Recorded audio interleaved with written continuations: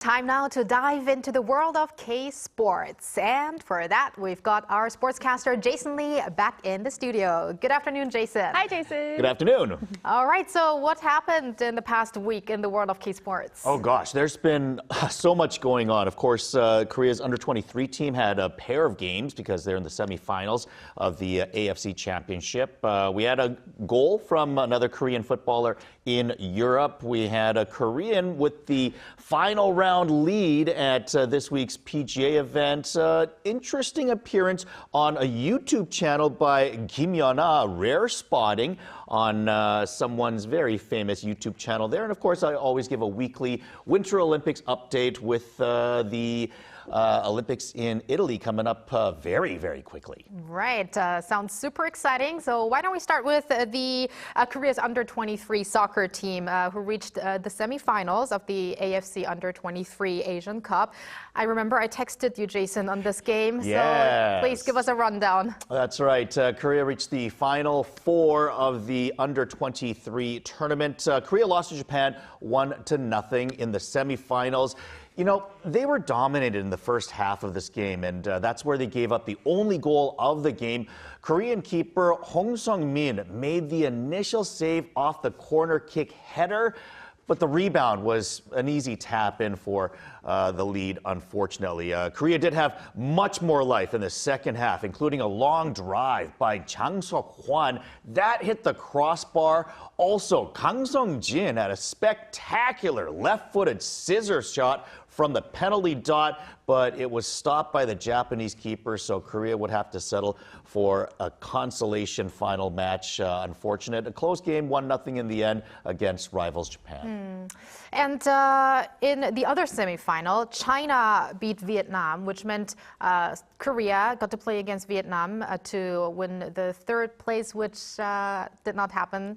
But we did have a Korean coach versus Korean coach in this game, so that was interesting. Yeah, that's right. A couple of Korean coaches going at it in the consolation final because of that. Kim Sang-sik coached Vietnam to the semifinals as well, but they were overmatched by China, who beat them 3-0 in the semis. So in the match for third, Vietnam, they scored the only goal of the first half, but then Kim Tae-won evened it up on a shot from just outside the middle of the box.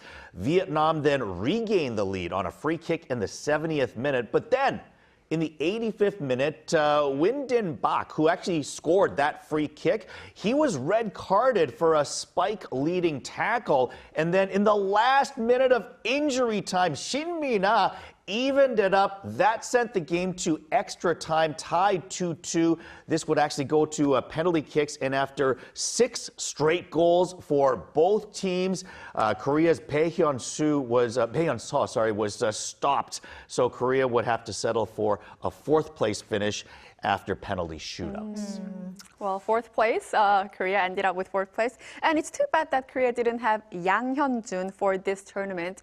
But he did make another goal with his team Celtics. Yeah, right? you know, Korea could have definitely used Hyun-jun, who has been red hot as of late. He's actually just 1 year older, so was not eligible to play, unfortunately.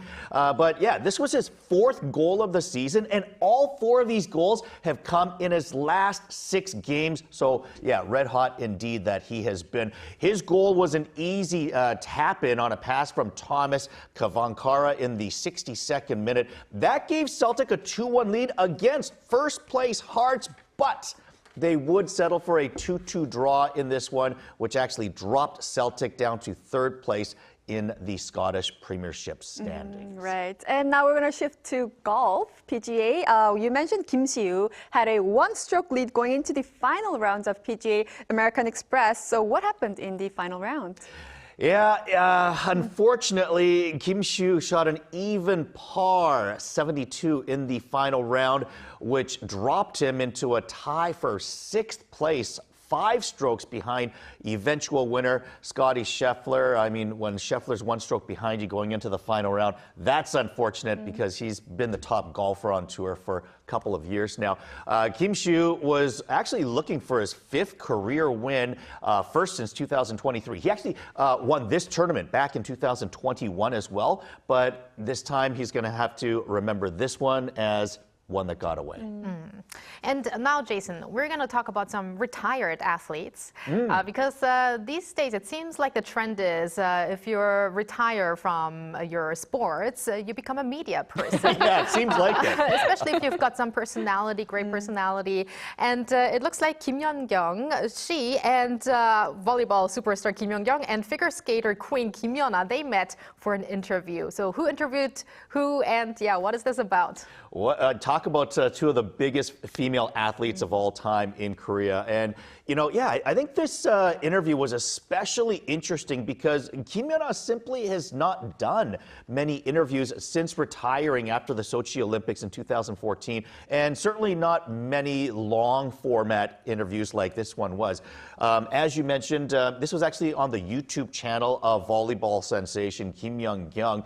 And one of the things that I found interesting about this was her ability as a broadcaster. You know, I know she won a Newcomer of the Year award on one of Korea's networks, and watching her comfort, her confidence during the show as an interviewer, I was very impressed with her ability. I mean, she's a great volleyball player, obviously, but she looks like she's got a very bright broadcasting career ahead of her as well. A couple of other things that I noticed was Kim Yeon-ah talking about her marriage and personal life because hey, that's something that she simply has never discussed before. So it was interesting to see through a window into her actual personal life. Another thing that I found interesting was her talking about coaching.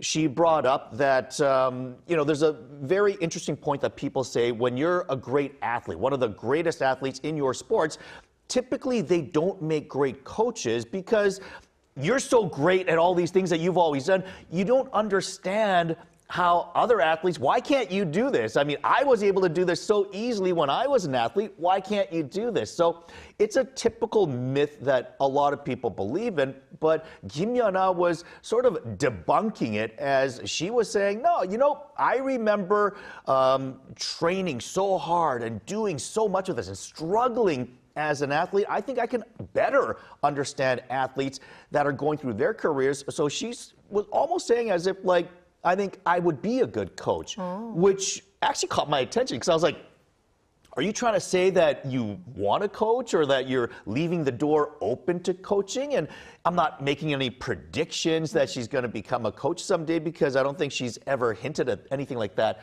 before in the past. But the fact that she talked about this in the way, in the tone that she did, in a positive way, as if like, maybe if somebody needs a figure skating coach, I might be available someday. It almost seemed to present itself in that way. So I guess we'll have to see what happens in the future, but I definitely thought that was something very, very interesting. Oh, definitely. We'll keep note of that. Who knows? Yeah. And Kim Yeon-ah in that interview, she felt comfortable than ever Yes. during the interview, right? Like she felt like she was more casual talking with Kim Yeon-kyung. So it was great to see that and all the information that she shared with us, new informations. And now speaking of Kim Yeon-ah, we want to talk about figure skater Cha Jun-hwan had a solid result at his final tune-up event leading up to the Winter Olympics. So please fill us in with this as well. That's right. This was the final figure skating event prior to the Milan Cortina Olympics. So he finished second in the event in Beijing. This was on Sunday after posting a season high 273.62. That was just 0.11 points behind the winner, Kao Miura from Japan, who took the gold. But it should be noted that other significant skaters like Ilya Malinin of the U.S. and Yuma Kageyama of Japan were absent from this event. But still a great performance from Cha. He landed all of his jumps. And it should be noted that he's actually removed one of the quads from his free skate. So originally he used to do 2 in the short program, 3 in the free skate, but he's reduced that 1 each in each of the programs. And I think he's been having problems with his skates all season long. He's had ankle problems because of this. And one of the things that he decided to do is, I'm going to take out 1 quad in each of the programs, make it a little bit easier to make sure that I can have a better chance of having a flawless skate in both of these programs. It obviously worked this weekend as it led him to almost barely missing out on the gold medal. And I think now having the confidence from having a successful skate just the week before the Olympics start, and I think leaving this impression in the minds of the judges as well, because these are subjective to a certain degree. I think this really bodes well for him going into the Olympics at the way that he's going. I think if he lands all of his jumps there, I think he should have a very good chance to place, but the fact that he's going to have fewer quads than some of the other skaters, I believe like Malinan has like 7 quads in his free skate as an example. So we'll have to see how much that affects things. Let's hope that his strategies will work for the Olympics as well. And finally, we are going to talk about the Winter Olympics. Jason, you've been giving us a preview of medal hopefuls of Team Korea. So who are you going to talk about today? Well, there's no question that Korea's most successful sport at the Winter Olympics has always been short track speed skating. Introduced in Calgary in 1988, short track has now been in 10 Winter Olympics, and Korea's been the top country in 6 of those. They've captured 26 of a possible 65 gold medals.